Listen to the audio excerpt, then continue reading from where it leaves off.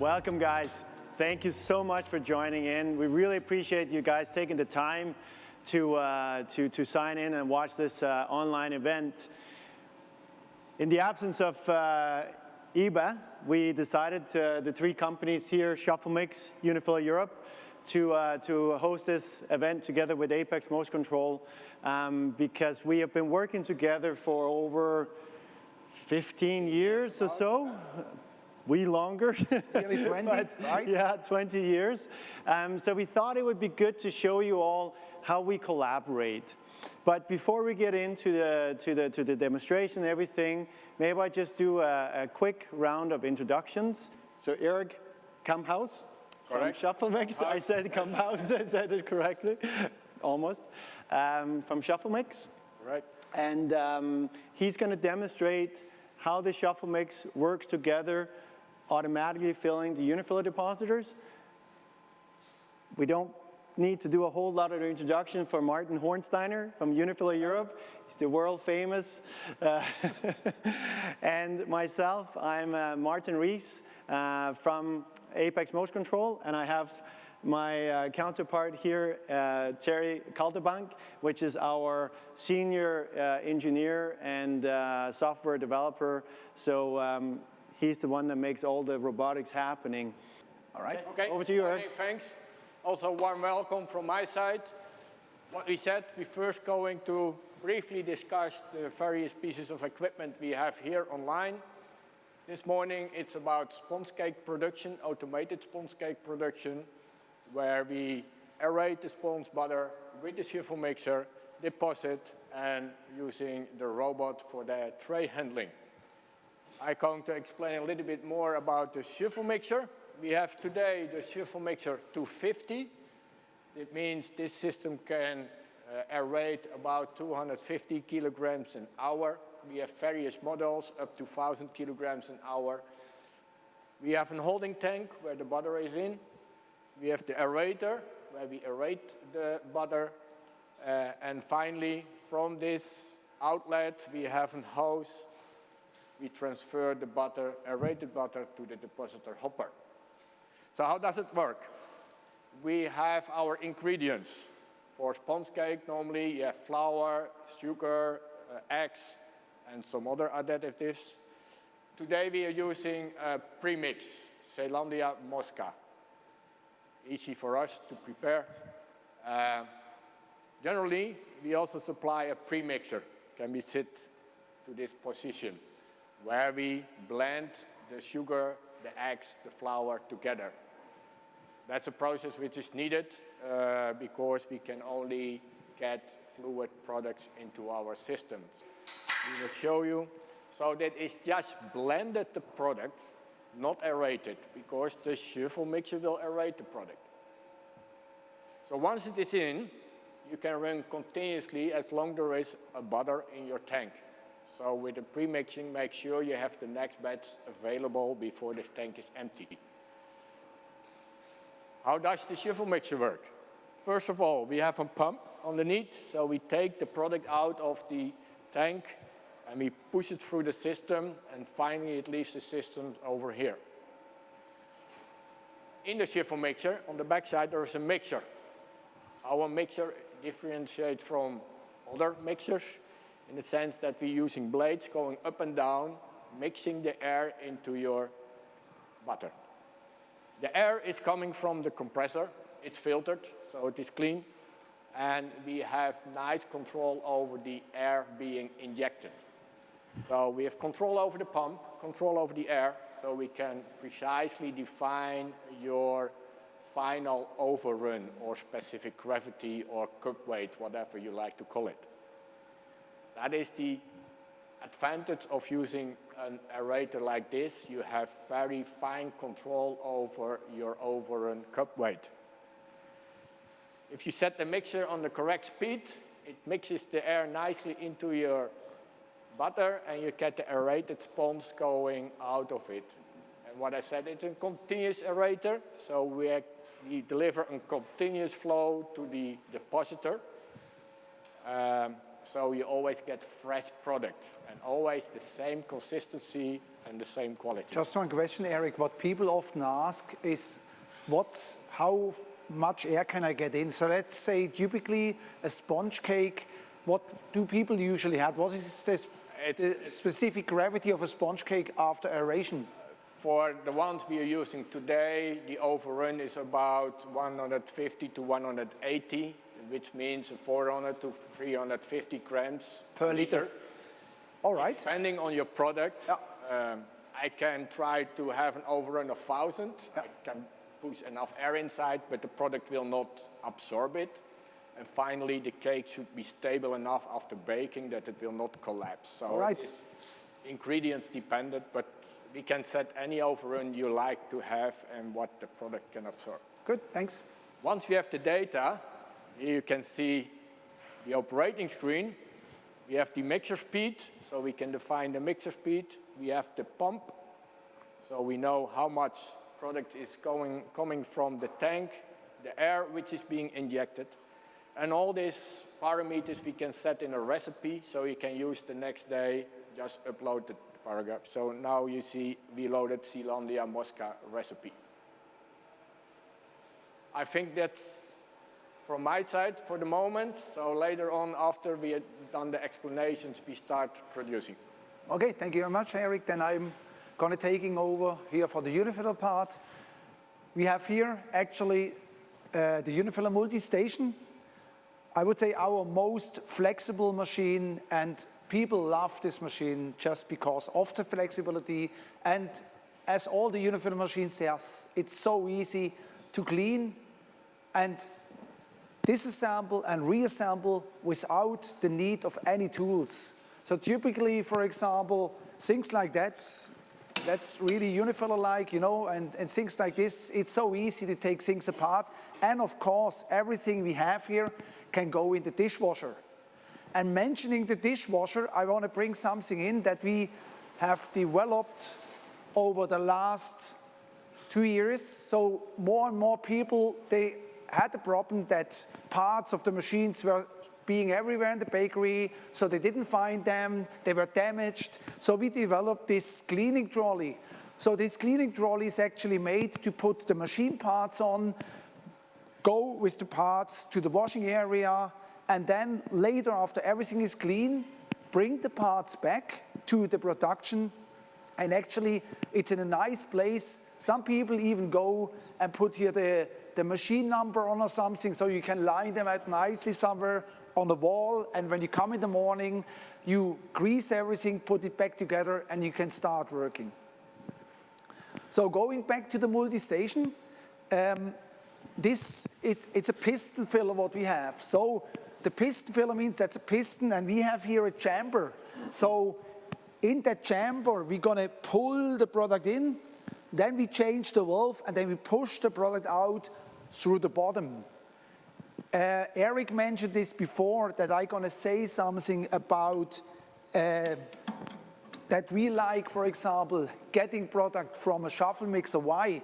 Because as this is a volumetric filler, that means if, like today, you have, for example, a mixer where you go with a whisk, if you mix a minute later or 30 minutes later, then you have a different product than if you run it always the same time. And then the ingredients change a little bit. So that means when we deposit here always the same volume, you get different rates.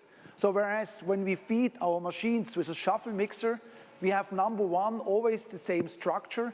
Number two, the same specific gravity, and the customer gets a more stable product. And not only a stable product, but a stable process in general.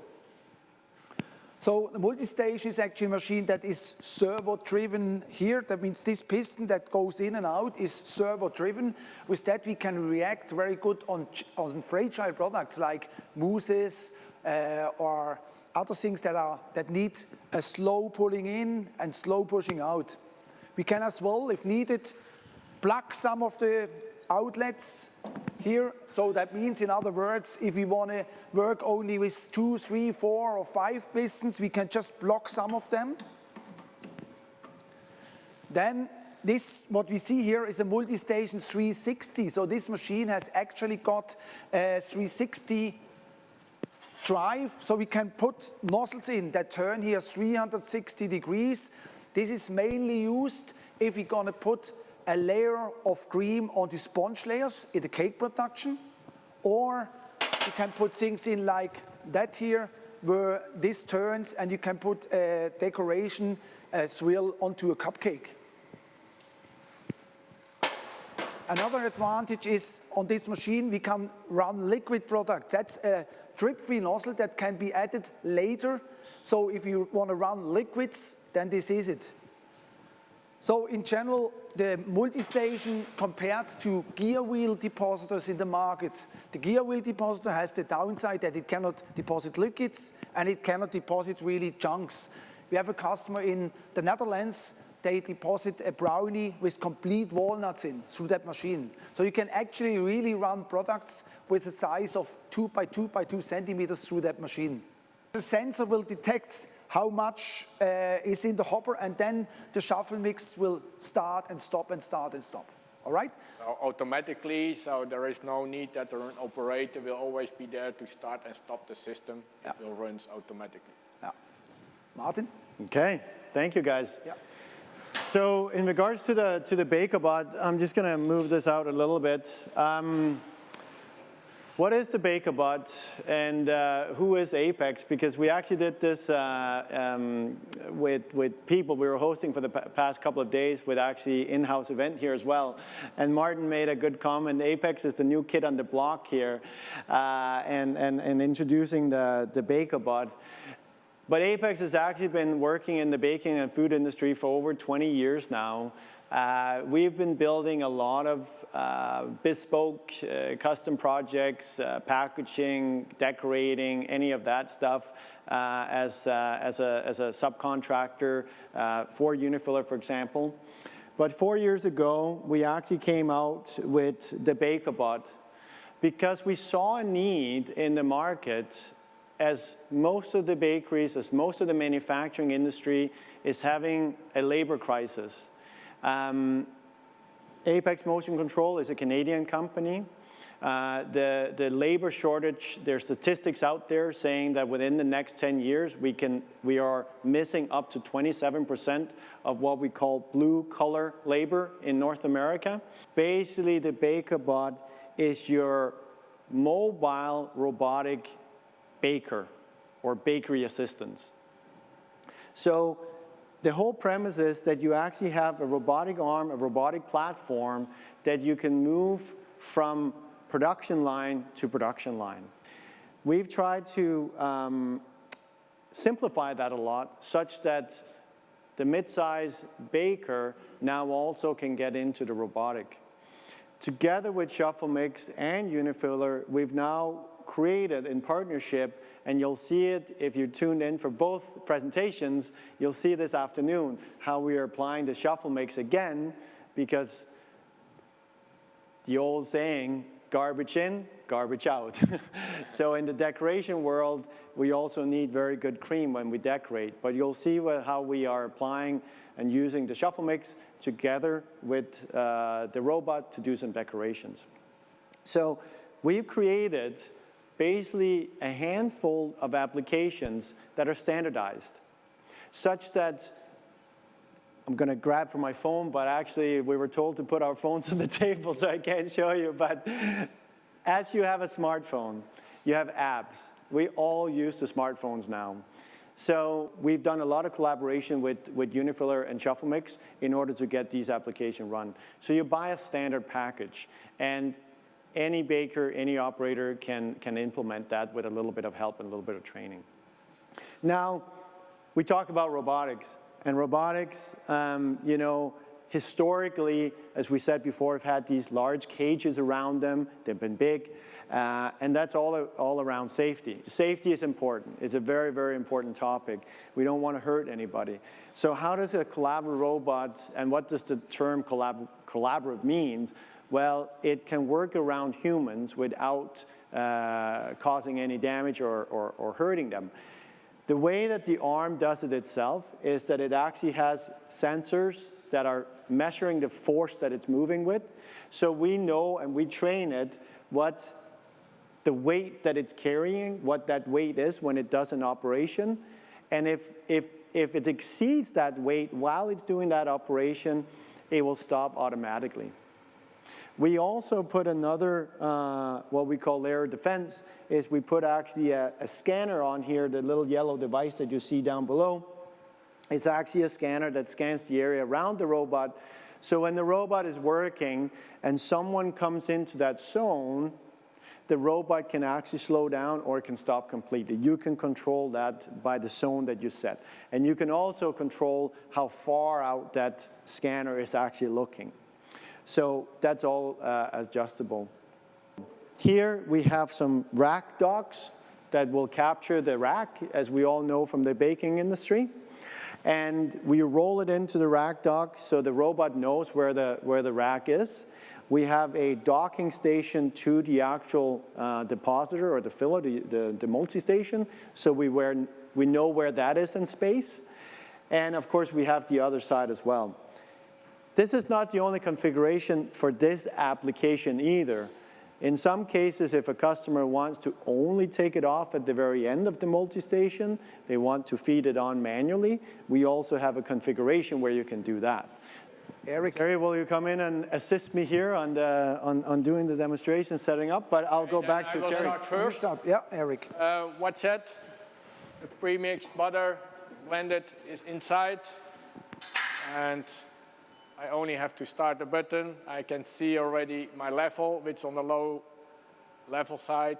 You also have the possibility to see it on a separate screen. The level will rise, and maybe we can see it inside the hopper now. So at the moment it's a little bit liquid, but now it starts to really get the consistency. What we're going to do, the first tray we run, we just ignore later. So we wait a while until this has filled up, and then we can start the multi-station. If you keep replenishing this tank with new blended butter, this system can run 24 hours without any attention. Yeah. So we have actually the possibility here to say, I can switch the product off. Now it would be product, now I say no product. That means when I push this, all the actions will work, but no product comes out. So I can check, if I look here, I can see, does it hit correct? That looks good. That's good as well. I put the tray here, and then in the controls, I have the possibility to purge. So I go here to the manual screen, and here when I push this dot, is it good? And you can see here now the product is coming out. I give it one shot more to be sure that the nozzles are filled. Good. So we push here the start button.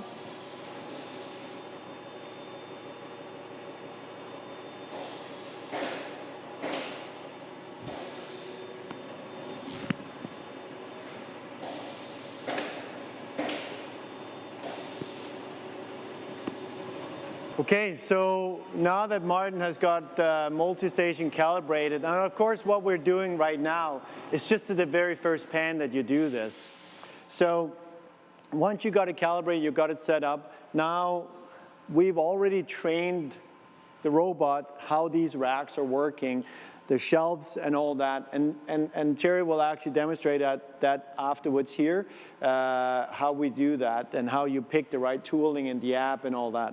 So he's just going to unpack the robot and say it's ready for operation.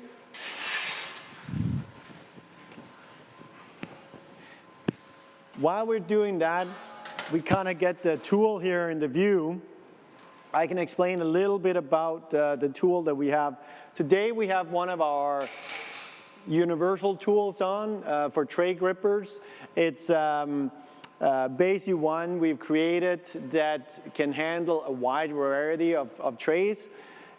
So now that we've unpacked it, now Terry will make sure that the multi-station is doing what it needs to do. Then he selects the right program. and the robot will get ready. And we put in the racks into the docking stations. The clamps will clamp around the rack.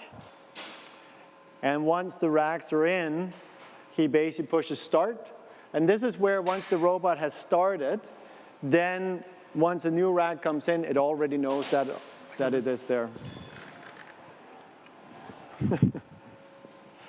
It comes down and it actually finds the shelf, the conveyor, because as you see here on the multi-station, it's going up and down, so it can be in different locations.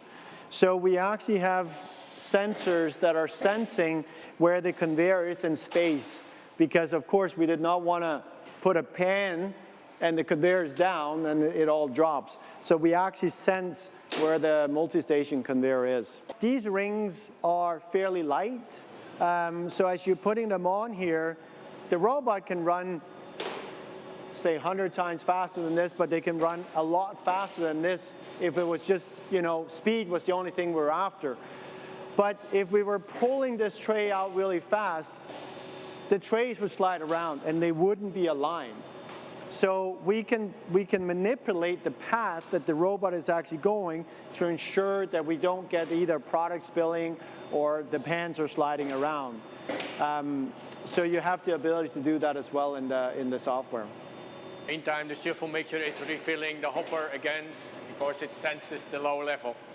A typical speed, production speed, is up to about 5 trays per minute. Because we have to do quite a few motions, and that is also to be safe.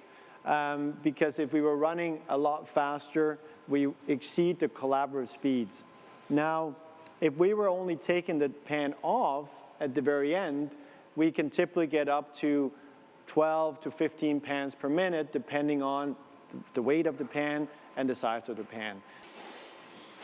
But I think back to you, Martin, with changing the product over. Okay. So again, we go here, and what I explained before, we're going to change now from round rings to Swiss rolls. And by doing that, what we have here, we're going to put again a tray underneath here. And what I do, I will pull the existing nozzle out and then just pushing the spreader nozzle in. So on the spreader nozzle itself, we have actually, on this side, we have a nose. So that means the product is actually building up here, and we are pulling it through so that we get a nice, even spread. And now I can pull the complete nozzle out. And the new nozzle goes in like this.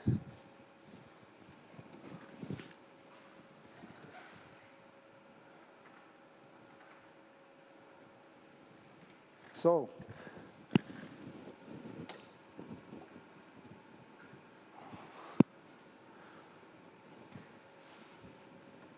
all right. That was very quick, Martin. That was impressive. Yeah, thank you very much. So that's it. Now we should not forget to change the program. And in the program, just one thing for you to show you as well is we have on the settings, now we change to a Swiss roll. So I have in total 99 programs, and like on the Shuffle-Mix, like on the Apex, we have, of course, for each product we have a name and a program, and all the parameters are in this program. So once they are set, the operator just pushes the button and has all the parameters in. So what I need to do now, just go in with a password to be the manager.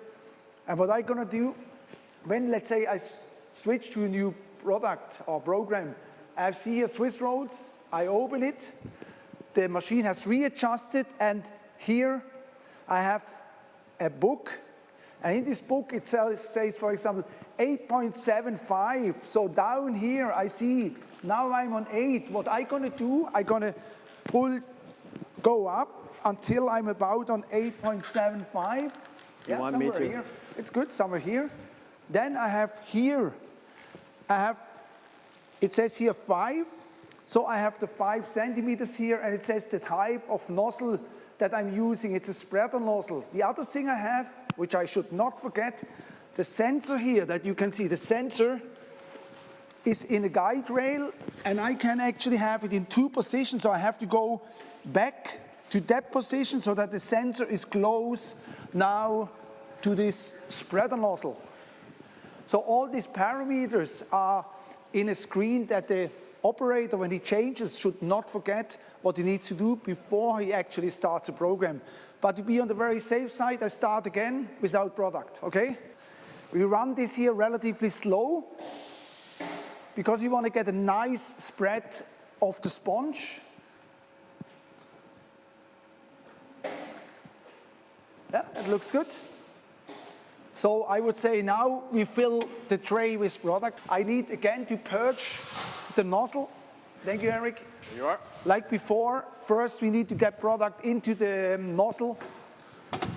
So remember what I did before. I have to switch the product on again and then just go with this hand operation where I say 1 deposit until the product comes out.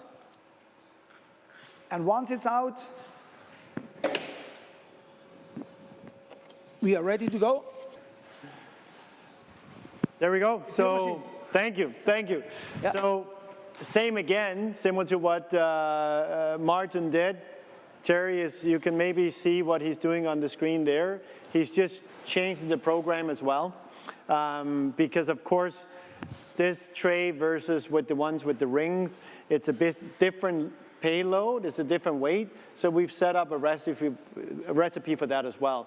So similar, once you program then your different racks and your different trays, all the operator does is go back what Martin showed here on the multi-station, but similar to on the BakerBot, you select that right recipe for that tray and that application.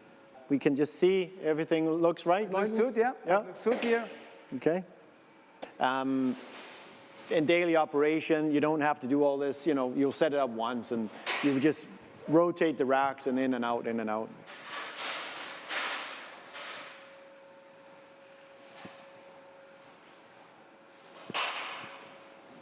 So now the racks were detected, and the robot will resume, go in, grab the tray. Some of you might notice that we are grabbing the tray a little bit to the side. And it's simply because of the size of the tray. And we are not having a dock here where the tray goes on the infeed to minimize the floor space that we're taking up. We basically have only on the outfeed side, we have the docking station. On the infeed side, we just grip a little bit to the one side, and we go over and we set it down and use the table, use the conveyor as the taking it away. So there we go.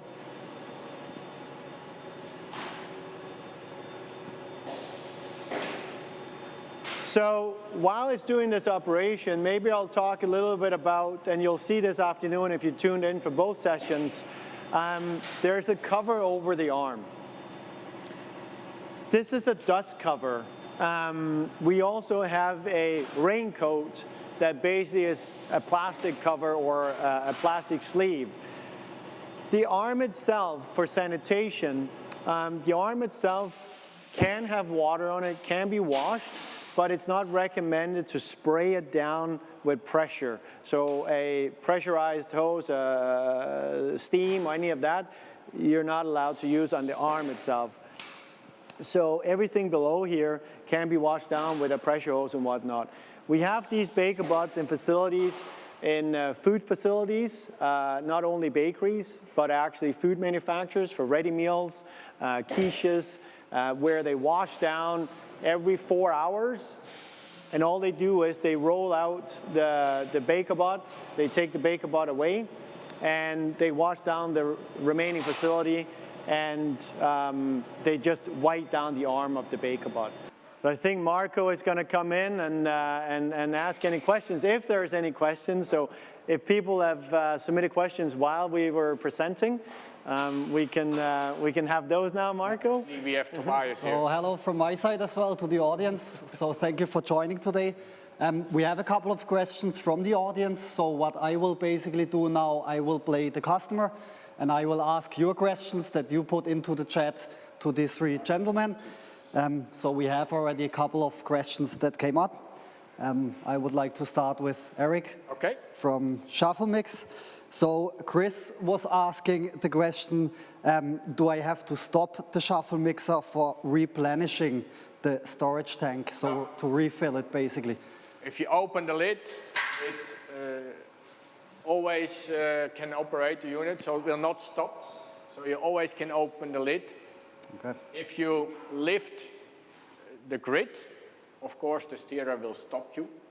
The only reason the system will stop is if the tank is empty.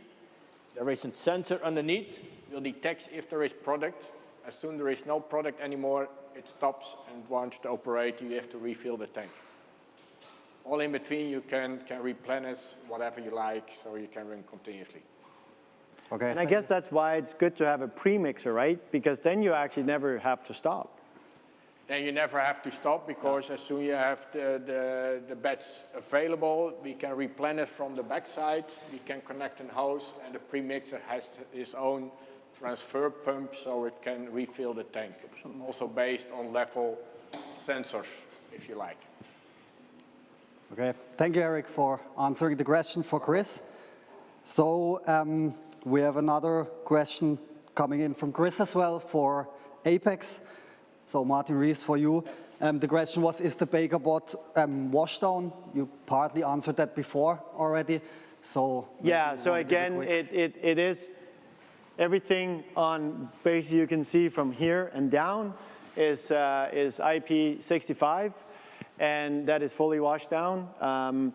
On the arm itself, anything you see gray here and with the sleeve, and that is why we also put, if we know that there's a product that's splashing, that can have some contamination, you'll see this afternoon if you tune in, or you'll see some of our videos, there's some yellow sleeves on, it's the plastic cover that's on there, and that basically protects the arm. But yeah, don't, high pressure, not on the arm. Okay. Wash it down with a rag, you know, and you can sanitize and everything. So we have another question from Svetlana for Eric as well. Okay. We hope to have some for Unifiller later for Martin. So the question was for Eric, how is the Shuffle Mixer washed basically? Are there any remains of water after washing in the system, in the hoses? So maybe you can explain that, Eric. Very good question, Svetlana. The system can be CIP cleaned, which means that we can clean in place. That is CIP means for. It has a dedicated pump. It may be difficult to see, but underneath there is a dedicated centrifugal pump, which we can circulate about 6,000 liters per hour water through the system. What I will do, I will take the hose, this hose from the depositor, and will connect it to this pipe, which is on the tank, which is the CIP return. And inside this pipe will feed two spray nozzles, which are inside the tank. And if we fill the tank with water, we push the button and it starts to circulate itself. So for the cleaning, there is a certain procedure. The first step is to flush out the product. Second step is to rinse. Third step is to clean with detergent, and the final step is to clean out the detergent. The whole exercise takes about 20 minutes. You said the final step is to clean out with clear water. With clear water, with fresh water, cold water preferable. Yeah. So the whole procedure takes about 20 minutes, but you don't need to stay at the system all that time long. I can actually add to that because I've installed some of these pieces of equipment, and a lot of times you would have a Unifiller piece of equipment, you have some other depositor, and the benefit has always been that you could actually set it to CIP while you clean the other depositor. So you can clean two machines at the same time. Or take a cup of coffee. Or take a cup of coffee. You're Dutch, so of course you take a cup of coffee. Yeah. Right. Okay, thank you for answering, Eric. We have a customer here asking, Chris, coming back, asking for the multi-station, so the Unifiller part, so that would be Martin. He's asking for the sponge production of the Rouladen, basically, if I can also produce sponge Rouladen 60 by 80 centimeter trays. So not only the small trays we did now, which is 40 by 60, but the customer is asking if we can use bigger trays, 60 by 80 centimeters. So maybe you can answer that, Martin. Good question. That's a good question. We have actually customers in Germany doing a lot of this, and the tool that I put on the side, maybe I just roll the thing in quick, you know, the cleaning trolley, to explain it. So what we have, looking at these fingers, so these fingers can really go out over the edge of the conveyor. So if you have a tray that is 60 centimeter wide, we can go out, or we have as well spreader nozzles that are designed to go for 60 centimeters. So my 60 centimeter tray, to simulate this is a 40 by 60 tray. What we're gonna do, we open here completely, and we have the tray like this. So the 60 centimeter tray cannot not fall down. And we have nozzles that go out to actually spread 60 centimeter wide. So if you want to know more about that, Chris, then you can send us an email and we can send you some videos how we do this in reality. Okay, thank you. I just saw that Michael basically answered that question already. He's saying he would like to answer that question. So basically they do it in Germany, the 58 by 78 centimeter trays, and that works very well. Thanks, Michael. So Michael answered the question already. Thank you, Michael. Awesome. That's good.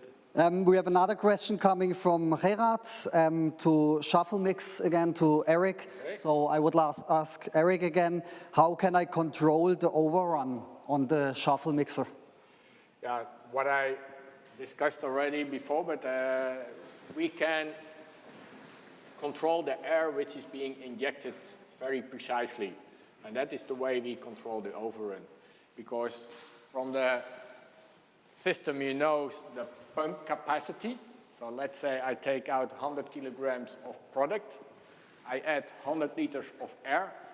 I end up with a volume of about 200 liters, but the weight is only 100 liters, so I know my specific gravity is 500 grams a liter.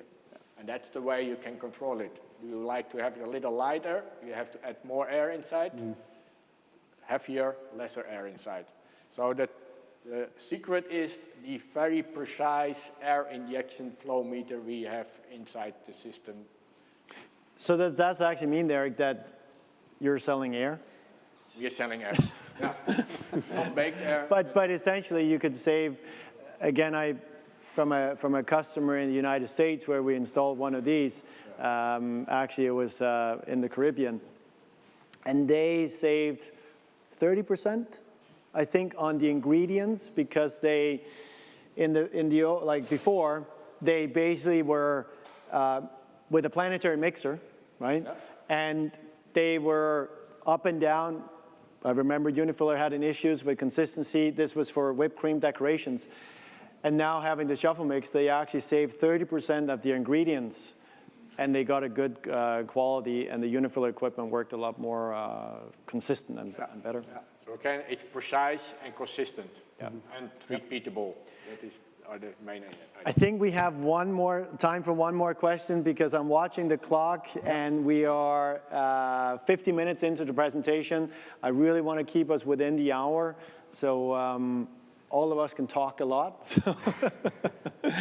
So one more question. So and what I want to say before, sorry, the questions that we don't, as I said in the beginning, the question we didn't answer, hopefully you will copy the email addresses, and also our email is on our websites as well. Just submit them to us, and we're happy to answer them afterwards. Yeah. So I will basically bring up the final question now. So the last question, like Martin said, if there are more questions that will come up, then basically you have the email address. You can email these gentlemen, and they will basically answer the questions to you. So we're going to bring up the last question. That's for the baker bot. So Martin, that's the last question will be for you from Ed van Moerik, asking, can we load a line oven with a baker bot? We use trays 600 by 850 millimeters. Yeah, so now with the BakerBot Max that is coming out this spring, my good colleague Terry is working hard on it back home. Yes, we can load an oven, a band oven. That's what I'm assuming the question is. We can take the tray and put it in the oven. We will, of course, need dimensions. We would need drawings. So take this off. This is a good one to get us some information. But yes, we could load a band oven as well. Okay. Guys, Thank you all for watching. Exactly. Thank you very much. Thank you very much. Thank you.